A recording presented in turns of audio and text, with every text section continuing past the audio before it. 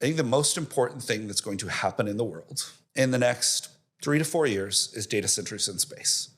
If you think about it from first principles, data centers should be in space. Welcome to Electrified. It's your host, Dylan Loomis. We can now add Uber to the list of companies also pulling back from EVs. Uber has discontinued its monthly EV bonuses. Uber had pledged to reach 100% EVs in London this year and 100% in North America and Europe by 2030, but it's far short of those goals. 40% of its miles in London are in EVs, while Europe and North America are at 15% and 9% respectively. Uber officials have acknowledged they will likely miss their green targets. But Rebecca Tanucci, a name many of you will remember, she used to run the supercharging program at Tesla. She said Uber drivers are still moving to EVs much faster than the public, and we're proud of our progress overall. She recently took over as CEO of Uber's freight business.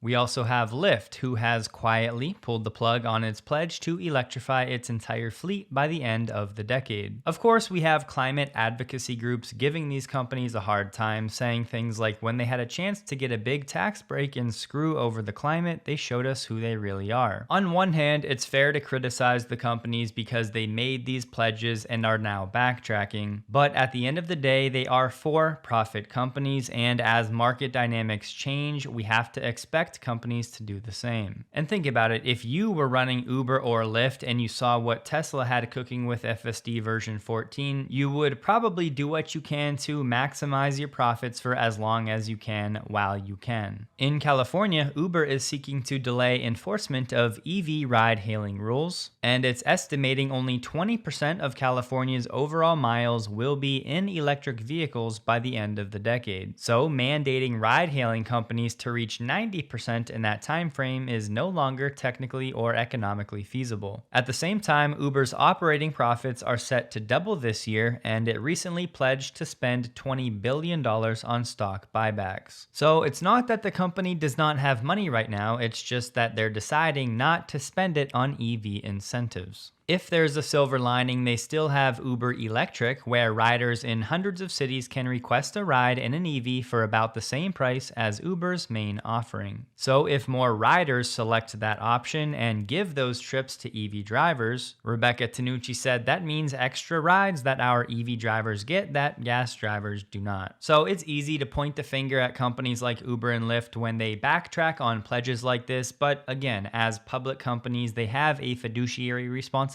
to their shareholders. And honestly, 2 to 3 years from now, something tells me Uber and Lyft will look very, very different. It boils down to 4 words: Tesla's cost per mile. There was an SEC filing for a purchase order between Tesla and Boxabl. A lot of the information is redacted, but they're calling this a micromanity structure. To start, this is for a single unit pilot for a modular foldable structure. It would likely be in the neighborhood of a few hundred square feet, something that at Tesla superchargers would have restrooms, lounges, vending machines, some snacks, and likely Wi-Fi and seating. Of course, it would make sense to put something like this in rural supercharging locations where there aren't any retail options nearby. There's no confirmed location for this, but given Boxabl's ethos, something like this could be completed in 3 to 6 months. Some of you will recall that Tesla has done something just like this in partnership with BK World Lounge at a supercharger in France. We know Elon has pushed VPNs numerous times in the past to fight back against censorship, and you've heard many other benefits from me over the years, but now, in the spirit of continuous improvement, Surfshark VPN, the sponsor of this video, just rolled out a killer new feature, the email scam checker. For me, this really is chef's kiss. As I've told you before, I get dozens of sponsorship offers every week, and it is getting harder to verify what's legit versus what's not. But now, thanks to Surfshark, I have this integrated tool as a Chrome browser extension and in Gmail to help further protect me from phishing attacks. It uses AI to analyze emails for a variety of different triggers, and it can detect malicious links. And because Surfshark allows one account to cover an unlimited number of family devices, your whole family can use this new tool. And this service runs exclusively on servers that Surfshark controls, so your data is never stored stored somewhere where it could be used for AI training.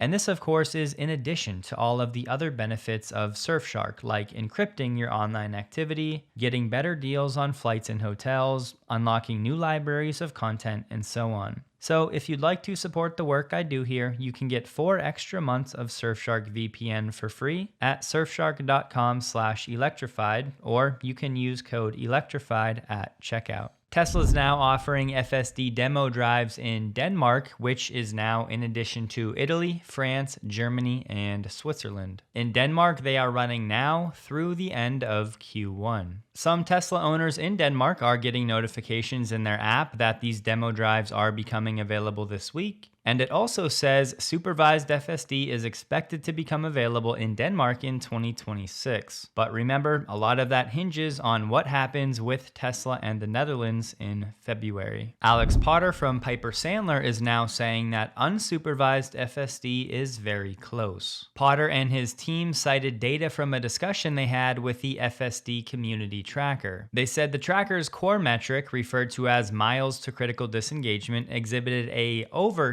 20x improvement after 14.1 was released in October, going from 441 miles in the prior version 13, to 9,200 plus miles to a critical disengagement. That was the biggest sequential improvement in 4 years of data collection. For me, I would still say that sample size is still small enough to where it's not super relevant. I think they have maybe around 50,000 miles on FSD 14. So with Tesla's fleet doing hundreds of millions of miles every month, how representative is a sample size of 50,000 miles? Alex Potter said Austin Robotaxi data implies 40,000 miles between crashes, given there's been 7 NHTSA incidents in around 280,000 miles. A quick aside, there was an article out there saying Tesla had 7 Robotaxi crashes since the service launched in Austin in June. The thing we have to keep in mind with all of this incident data is who was actually at fault.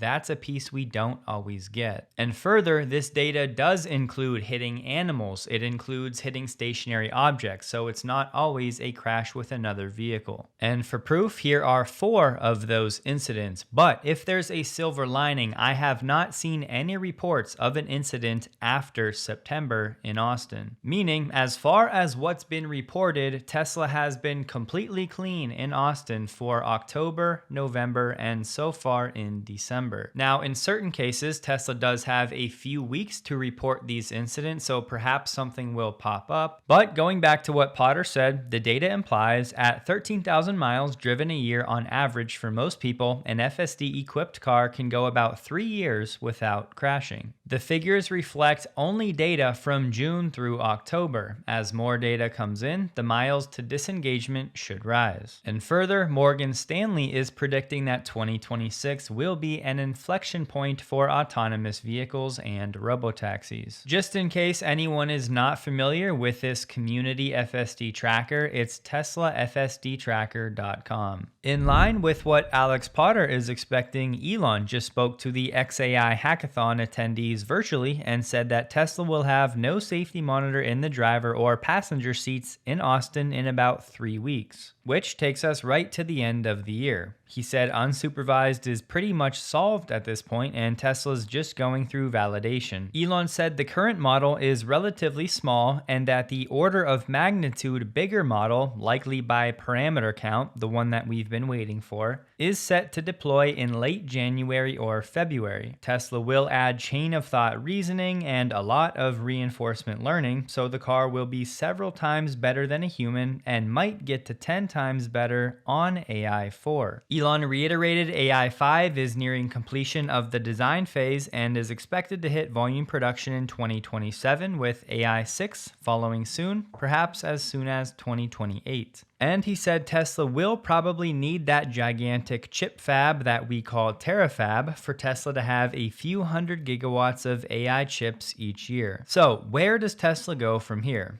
It's become obvious to me the reason Tesla is not scaling the Robotaxi fleet is the safety monitors. The wait times are clearly too long for enough people for it to be a problem, and Tesla obviously has manufacturing capacity it's not using. Which tells me, in January, if the safety monitors are indeed removed, the fleet size should scale quickly within a few weeks to bring down wait times and to begin to saturate the market. And really, I think Tesla's goal should be to push Waymo out of the Austin market by having a greater fleet density and offering significantly lower pricing and overall a better, safer experience. Waymo will definitely have some loyal supporters that will pay more to ride a Waymo, but let's not forget Waymo is not yet profitable, and if Tesla has a greater fleet density and much lower pricing and a better overall experience, well, the writing is all over the wall for what's going to happen to Waymo over the next 2 years, at least in Austin. We know robotaxis in Austin were supposed to double to around 60 this month, but we're waiting for that 500 number that Elon mentioned, and I would expect to see that in Q1. And since Tesla's at 243 square miles in Austin with about 30 vehicles, while Waymo sits at 89 square miles of geofence area with 200 vehicles, Tesla should be right around 500 for a fleet size to have a comparable fleet density to Waymo. And the reality is, once safety monitors are removed, Tesla could hit that 500 fleet size in Austin within a few days. And to clarify what I said Monday when Tesla was only in 2 cities, I should have said 2 locations because of course the Bay Area has a few cities that are covered, so apologies for my poor choice of words. But whatever city is next, Tesla's going to start with safety monitors. I'm guessing it'll be less than the 6 months that was required in Austin for that testing phase. And Elon did not say anything about removing safety monitors in the Bay Area, but the ride-hail service there launched about 38 days after Austin, so perhaps we see the removal of safety monitors in the Bay Area in late January or early February, if Tesla follows the same testing timeline as they did in Austin. And as we've said all along, for casual observers that think the safety monitor really matters, a lot of us, including James Dauma, would argue that they really don't. Now, from a public perception standpoint, yes, I will grant you that. But from a who's leading the race perspective, Dauma said what matters is the volume of problem-free machine-driven miles. Making that number as large as possible as soon as possible is the only important benchmark. Waymo has done great work here, but Tesla is set to greatly surpass them. This because we have people claiming Waymos are not self-driving because there's an operator on standby, and others claiming robotaxis are not self-driving because there's a passenger on standby. And replying to all of this, Elon said exactly. I, for one, would love to know more about Tesla's remote operator setup. We've heard effectively nothing about it thus far, and there's always a chance that is part of the reason we haven't seen a broader rollout, as Tesla is still building systems to oversee all of these robotaxis from a distance. So my guess is we see point releases of FSD 14.2 until late January or February, when Tesla will drop 14.3 with chain of logic reasoning and that 10x parameter count, as that would align with what Elon said that 14.3 would be the last big piece of the puzzle. Then a few weeks of validating once deployed to the fleet, and by Q2, perhaps that is when the proverbial floodgates open and we finally get the onslaught of robotaxi proliferation that we've all been waiting for. As Elon said, talking about FSD, it only gets better from here. To which Jason Camisa said, hats off on the tremendous progress FSD has made in the last year. I also say I don't trust it in less than ideal conditions without additional sensors. I look forward to you proving me wrong. But honestly, to all you watching, what has your experience been in less than ideal conditions? Because for me, in rain, in snow, it's been incredible. And I always say my experience will not be representative, so I would love to hear from you guys. Am I alone, or are you experiencing the same thing? We talked about how Tesla's new charging passport was meant to gamify the experience, and now they're taking that to a new level, saying 9 outstanding users who have used the passport and are at the top of one of 3 categories will win free supercharging for as long as they own their Tesla. Importantly, to get this out there, Tesla said it does not track your Tesla vehicle's routing or location data. data. It's an estimated calculation using supercharger records. Here's a layout of some of the iconic charger badges you can earn. And I just wanted to point out, if you still don't have access and you have the latest app and the updated software in your vehicle, you need to use at least 3 unique supercharger locations in 2025. So for those of you not seeing it, that could be why. Those 9 winners will be the top 3 with the highest total energy charged in 2025, the top 3 who visited the highest number of unique supercharger sites, and the top 3 customers who have the longest have-seen distance between superchargers. When you hear have-seen, just think of the saying as the crow flies, so think in a straight line. So the 3 people who have charged at supercharger locations around the world that are furthest from each other. Winners will be chosen based on the values from the latest time they opened Charging Passport before January 1st, 2026. Winners will be notified by email. Max from Tesla said range anxiety is often the #1 concern for buying a Tesla, which in my opinion at this point is a sad proposition because I do not believe that should be the case. But with Passport, Tesla wants to inspire more customers to hit the road and have customers share their Passport, amplifying the epic journeys they're taking with superchargers. Word of mouth from friends showing their actual trips feels the most trustworthy. The hope is to take people from range anxiety to range confidence. So from that standpoint, it's certainly not just some silly game, so don't be afraid to share your passports with your circle. In line with Tesla wrapping up the design phase of AI5, Samsung is now accelerating preparations for seamless US production. It's hiring veteran engineers for its customer engineering team to resolve complex foundry challenges, to stabilize yields and ensure smooth production of Tesla's AI5. These roles will act as an on-site troubleshooter, optimizing processes and resolving technical issues just before mass production. This signals Tesla's AI5 is entering its final stage at Samsung, and although Samsung and TSMC have both won AI5 orders from Tesla, the tech they're applying is different. TSMC is expected to use its 3nm process, while Samsung will adopt its 2nm as a litmus test for the process. But remember, at this point, these designations do not actually refer to the physical size of anything on the chip. They've really just become a marketing nomenclature to denote more advanced technology. As of the end of Q3, construction for Samsung's Taylor fab was 93.6%, with full completion slated for July 2026. Samsung reaffirmed its $17 billion Taylor fab will enter full operation in late 2026, which lines up perfectly with Elon saying AI5 should enter volume production in 2027. And with TSMC expected to hike Arizona-based 4nm prices by as much as 30% starting next year due to soaring US operating costs, customers are increasingly reassessing their options. Speaking of soaring operating costs, what are the fundamental inputs to running a data center? Their power and their cooling. In space, you can keep a satellite in the sun 24 hours a day, and the sun is 30% more intense. And this results in 6 times more irradiance in outer space than on planet Earth. So you're getting a lot of solar energy. Point number 2, because you're in the sun 24 hours a day, you don't need a battery.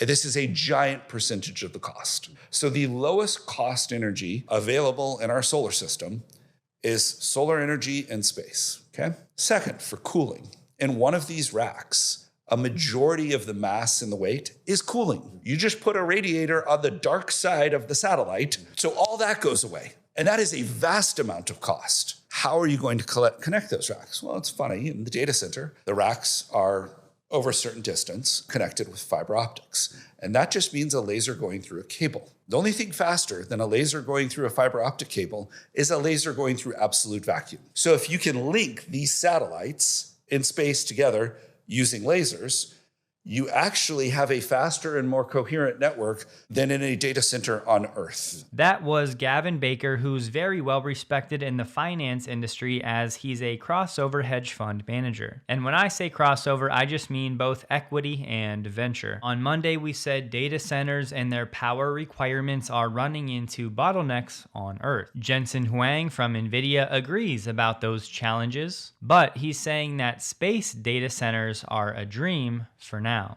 He said the compute and communication equipment inside today's NVIDIA GB300 racks is extremely small compared to the total mass, because nearly the entire structure, roughly 1.95 tons out of 2 tons, is essentially a cooling system. Rounding up, that means 98% of the weight of these GB300 racks comes from the cooling system. I feel like I should repeat that another 3 to 4 times to really let it sink in, but you can rewind if you want. As we said Monday, not all of the technology needed for these space data centers is here right now, but Jensen agrees with Elon that that is the dream. Clearly, we're not there yet, and some engineering problems need to be solved, but I for one am not going to start betting against Elon and or Jensen. And I know there's plenty of skepticism out there when it comes to the cooling of these data centers in space, given the size of these radiators that might be needed, but Elon did say it's relatively easy compared to the Earth's cooling challenges. Keep in mind, Elon has said that full data centers in space could be viable in 4 to 5 years. But I want the challenges to be clear. These high-performance AI accelerators like Blackwell or Rubin still cannot survive geostationary Earth orbit radiation without heavy shielding or complete rad-hard redesigns, aka radiation hardening, which would slash clock speeds and or require entirely new process technologies that are optimized for resilience rather than for performance. This will reduce feasibility of AI data centers on GEO. Further, high bandwidth connectivity with Earth, autonomous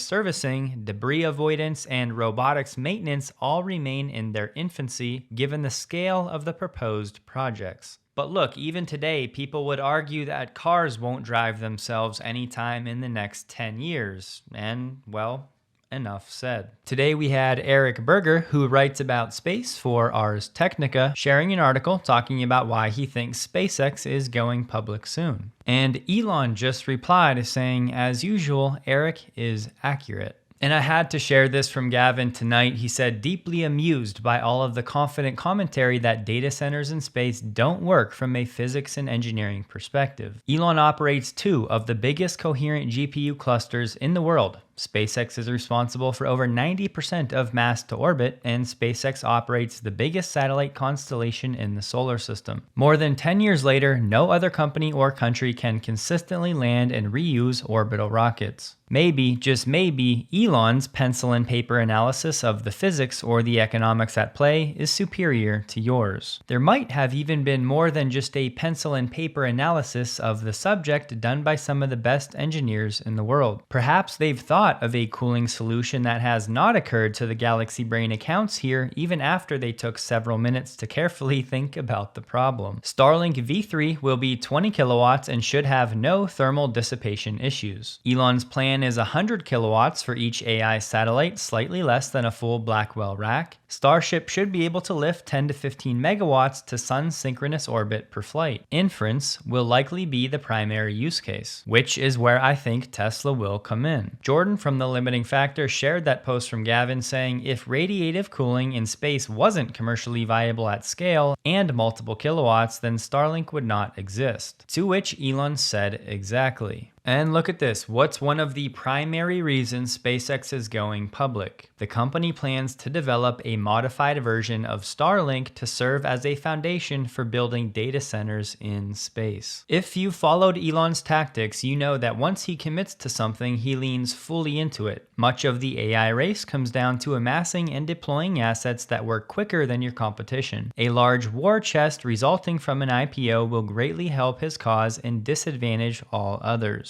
And so you get all these spurious lawsuits, obviously, and they just make it very difficult to operate effectively as a public company. But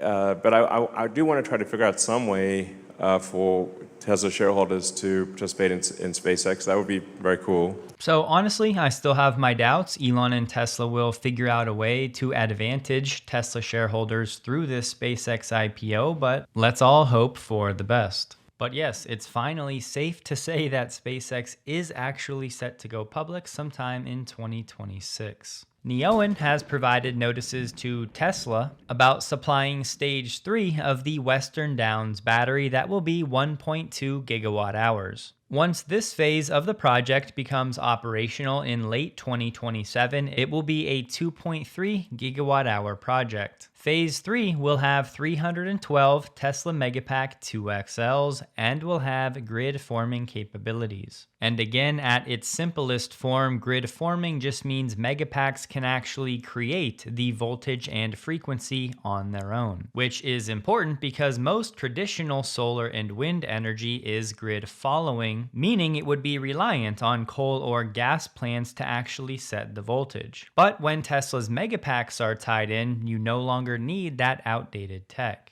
But my favorite part of this story, Tesla Megapacks are being used for all 3 phases of this project. And in a cutthroat market with a ton of competition, repeat customers says a lot. Lithium battery pack prices have fallen 8% in the past year to a new record low of $108 per kilowatt hour. And prices for stationary storage battery packs dropped to $70 per kilowatt hour, 45% lower than 2024. In terms of chemistries, the average price for LFP battery packs across all segments was $81 per kilowatt hour, while NMC packs were $128 per kilowatt hour. Bloomberg NEF said it's an important moment for the industry as record low battery prices create an opportunity to lower EV costs and accelerate the deployment of grid-scale storage to support renewable integration around the world. As you know, part of the reason we have these lower costs is because legacy auto is pulling back from EVs. But of course, from a Tesla first perspective, directionally, this is a great thing. Nicholas Kogan, who works in business development at Walmart, said yesterday members of the Walmart energy leadership team had the privilege of visiting Tesla's megafactory in Lathrop. We dove into topics ranging from battery storage and solar to EVs and over-the-road trucking. As Walmart continues our journey to reimagine energy, we're actively seeking to learn from and collaborate with innovative partners, those who share our vision for a cleaner, more reliable, and more affordable energy future. The discussions focus not only on the potential of emerging tech, but also on the importance of building strong policy frameworks and alignment on shared principles that will drive impact across the US. We're grateful for Tesla's hospitality and openness in sharing insights and lessons learned. So Walmart Energy exploring strategic alignments potentially with Tesla. And we know that Walmart has already placed orders for the Tesla Semi, so hopefully we get more of those throughout 2026. Tesla's hiring for a manufacturing vision engineer for the Roadster, but I'm still not expecting this until 2027. Waymo said they've gone fully autonomous in San Antonio. But will that matter in 2 to 3 years? As Elon just said that Waymo never really had a chance against Tesla, this will be obvious in hindsight. Rivian is set to debut its own AI assistant that they've spent 2 years building. They have not said when they'll actually put it in cars, but earlier this year, they said they were targeting the end of this year and were quite close. But Rivian will now be hosting its own AI and Autonomy Day, sounds familiar, tomorrow, Thursday, December 11th at 9 a.m. Pacific time. BMW EVs finally have access to portions of the Tesla supercharger network, but the official BMW charging adapters won't go on sale until Q2 next year. And like most of the other integrations, the Tesla app is not required. So most of these other companies, as you would expect, are deploying plug and charge, but some companies like VW, who are hopeless when it comes to software so far, do still require their customers to use the Tesla app to charge at superchargers. Tesla stock closed the day at $451.45, up 1.41%, while the NDX was up 0.42%. The volume was 19% below the average. Don't forget to take Elon's advice and check out a VPN like Surfshark linked below. As always, thank you all for supporting the channel in that way. Hope you have a wonderful day. Please like the video if you did. You can find me on X linked below, and a huge thank you to all of my Patreon supporters.